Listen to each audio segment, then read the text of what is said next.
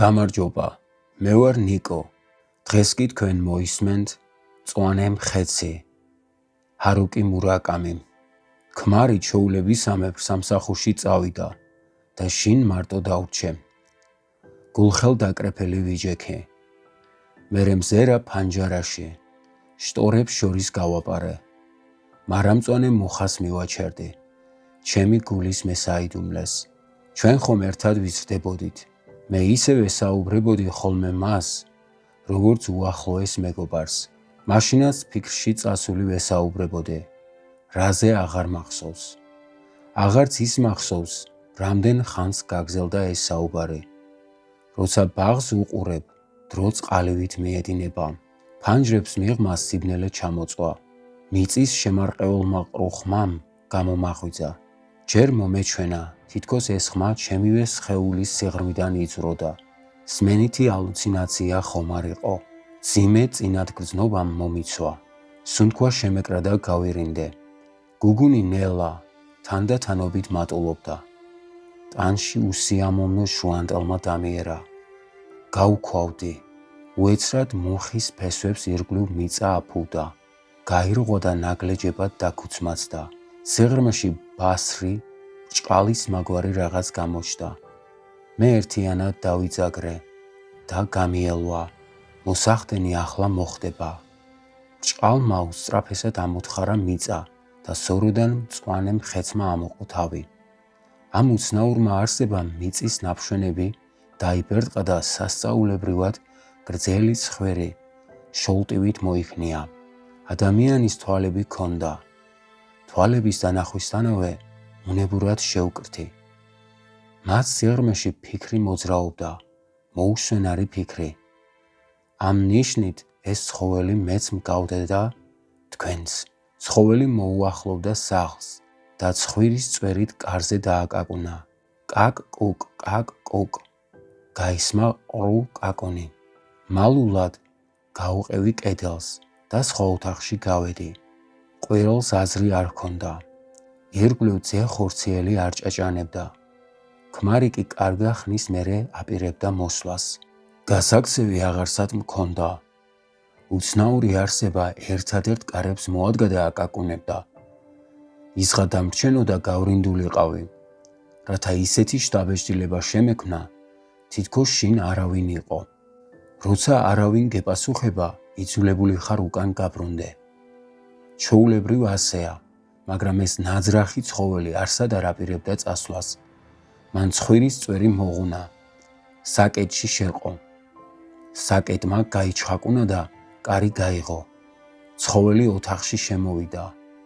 თავი გველივით ზეაღმართა და აქეთ-იქით ცქერა დაიწყო. კართან რომ ვიდგე, კარგი იქნებოდა. კუდს უმალვე მოვაჭრიდი. სამზარეულოში უამრავი მჭრელი დანაიდო. მაგრამ ცხოველმა გეგონებოდა ჩემი ჩანაფიქრი ამოიცნო. ჩაიფხუკუნა. ეს ცხვირი თუ კუდი ხვლიკისას წააგავს. რამდენჯერაც არ უნდა მოჭრა, მაინც გაიზრდება. ღმერთო ჩემო, უცნაური არსება ფიქრებს კითხულობს. ეს უკვე მეტისმეტია. არავის არ მივცემ უფლებას ჩემს ტვინში აფათუროს ხელები. მით უმეტეს ამ საზიზღრობას. ცივმა ოფლმა დამასხა. რა უნდა ჩემგან? შემჭამოს? მიწის ქვეშ ჩამიყოლიებს? ჯანდაბას, რაც არის, არის. არც თუ ისე მახინჯია. თათებზე წამოზრდილი ბრჭყალებიც არ აქვს მთლად საშინელი და თან არც ისე აგრესიულია. რაღა თქმა უნდა, წარმოთქვა მან და კისერი წაიღზელა. ნუ თუ გონიათ რომ შეგჭამთ. არა, არა და არა. მე თქვენ არაფერს გერჩით. მე არც ისეთი ბარბაროსი ვარ. ღმერთმანი ყველაფერი ეყურება, რასაც კი გავიფიქრებ. ეი, დიასახლიშო, მე მოვედი, რათა ხელი გთხოვოთ. განძრახ ამოვძვერი მიწის ქვეშეთიდან. ეს უბრალო საქმე არ გეგონოთ. დიდძალი მიწის ქანები გამოვარღვიე. ჭყალები დამელეწა. მე თქვენ მომწვან ხართ. აი ამისთვის მოვედი აქ. თქვენზე ვფიქრობდი. ღრმა მიწის ქვეშეთში. ვეღარ გავძელი და აქ მოვედი. არ მირჩევდნენ ამოსვლას, მაგრამ ვეღარ მოვითმინე და ამოვედი.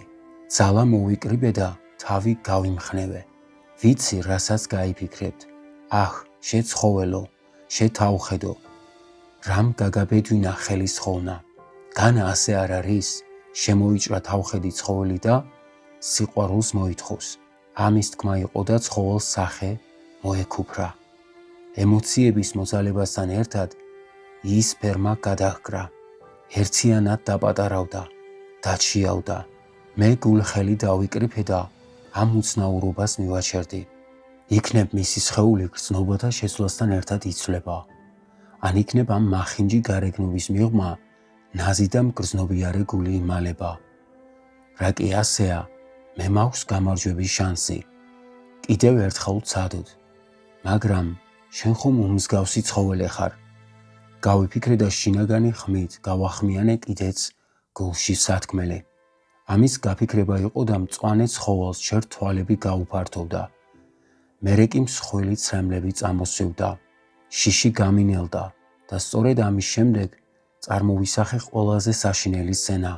ფიქრში მჭიდროდ შევბოჭე მწვანე ცხოველი და პინცეტით სათითაოდ წავაცალე მწვანე ქერცლი. დანით ვჩხვლეტდი და სარჩილავით შეშუპებულ თვალებს ვღიზიანებდი. მე ზედიზედ წარმოვიდგინე ეს სცენები. ცხოველი კი ტკივილისგან დროდადრო მწარე ტიროდა. წამოიყვირებდა ხოლმე. თითქოს ნამდვილად ემართებოდა ყოველივე. ფერადი ცრემლის დიოდა. დორბლი ენთხეოდა, ყურებიდან გაზს აფრქოვდა. თვალებიდან გამჭოლ მზერას ასხივებდა. ეი, დიასახლისო, გთხოვთ, ღვთის გულისათვის, მოიშორეთ, განაგდეთ ეს სასტიკი ფიქრები. გეხვეწებით, გემუდარებით, ნუ გაივლებთ ჩემზე ცუდს ნურაფერს. თქვენს მიმართ ავის რახვა არ მქონია. მე მხოლოდ და მხოლოდ ვფიქრობდი თქვენზე.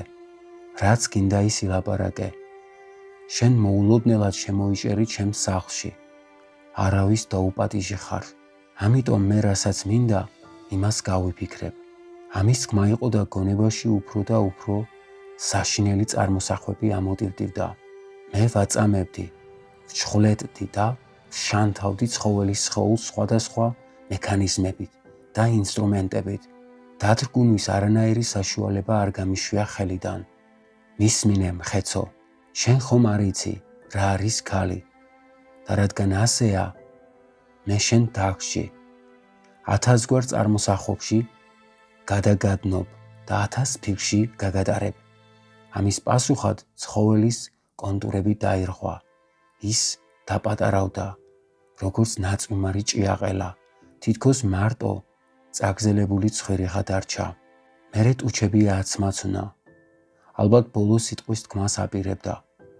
გეგონებოდა რაღაც ძალზე მნიშვნელოვანი დავიწყებული სათქმელი უნდა თქვასო. პირი მოერღვა, გამომეტყველება დაკარგა და მთლიანად გაიბნა, გაუჩინარდა. ცხოველის ადგილას საღამოს კრთალი ჩრდილიღა დარჩა. თუმცა ჰაერში მისი გადმოკარკლული თვალები ელავდა. ასეთი ხუმრობები ჩემთან არ გამოგივა. შენი საქმე წასულია.